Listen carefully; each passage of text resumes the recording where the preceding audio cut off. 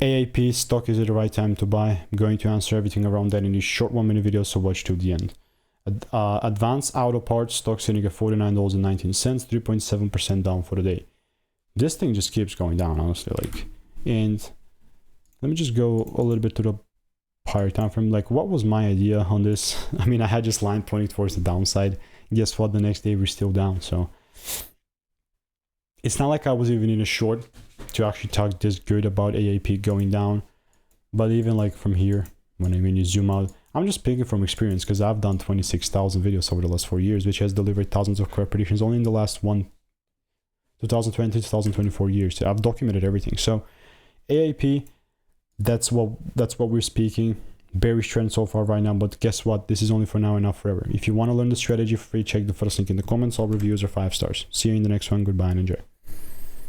See ya. All reviews are 5 stars. Look.